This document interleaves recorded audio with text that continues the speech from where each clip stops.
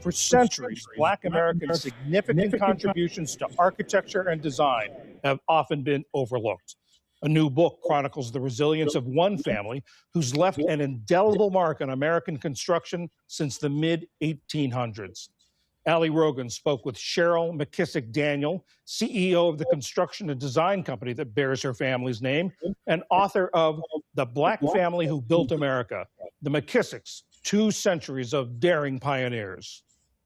Cheryl McKissack Daniel, thank you so much for joining us. Your family's legacy stretches back many generations. It is anchored by a man named Moses McKissack. Tell us about him. Moses McKissack was the first descendant from our family who came to this country in 1790 as a slave. He was taught the trade of making bricks, and he resided in North Carolina. His son was Moses McKissack II. He was also a carpenter and master builder. He was actually given as a wedding gift to the Maxwell family, and they lived in Spring Hill, Tennessee. And after emancipation, Moses McKissack moved to Pulaski, Tennessee, and that's when he first started our business. The interesting thing about Pulaski, Tennessee is where the Ku Klux Klan started. This is the deep, deep South. You mentioned this is the deep, deep South shortly after emancipation. What sort of discrimination did your ancestors face in the early days of starting this firm? In the early days, they had many white patrons because these slave masters would help the slaves start their own business. But it wasn't until later on the white people began to feel that Blacks were a threat to them and their livelihood. And so that's when the McKissacks began to shift their clientele to the Black communities.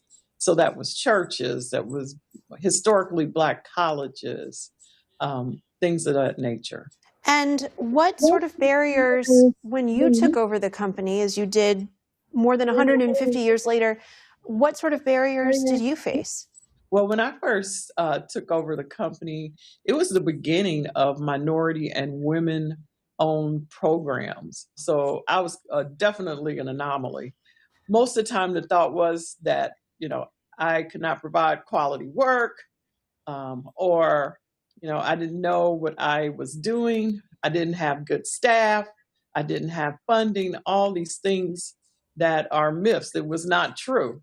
I came from a long line, as the book lays out, of builders and architects. So we definitely knew what we were doing.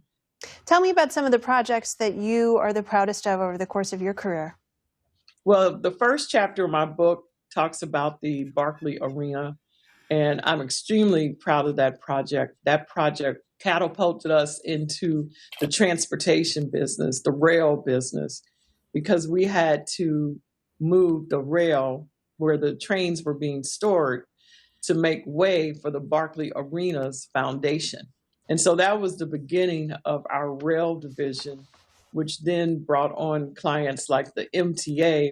I'm also excited about our work at New York City airports, from LaGuardia to now the new Terminal 1 at JFK. That's almost 3 million square feet of state-of-the-art airport. And we have been working on that project, I want to say, 6 years. We've also done quite a bit of work for Columbia University, Manhattanville campus, EDC, which is the Economic Development Corporation. We've been able to work with them to build the new state-of-the-art Coney Island Hospital, which we are excited about, and the same as the Harlem Hospital on 135th Street. You end the book talking about your hopes for Black entrepreneurs to be able to pay it forward and create generational wealth and success. What does that future look like to you? Well, I believe that Black businesses should focus on ownership. I think that creates an ecosystem that can empower a whole community. If we look at JFK Terminal 1, the owners there included Magic Johnson and Jim Reynolds from Loop Capital.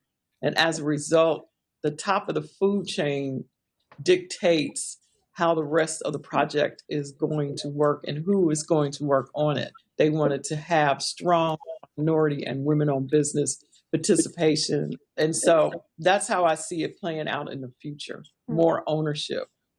And this book, it's not just a memoir, it's not just your story, but it's also a reframing of who built America. What do you want readers to take away from reading this story? Everyone can have a legacy. My interest in my family story started with just a family tree that my grandmother had in her Bible that I got my hands on, and it was so exciting to me that I filled it out with the rest of our generations, my generation, my kids' generation. And I just think it's important that we document where we came from. So I hope readers can take that away. The book is The Black Family Who Built America. Cheryl McKissack Daniel, thank you so much for joining us. My pleasure.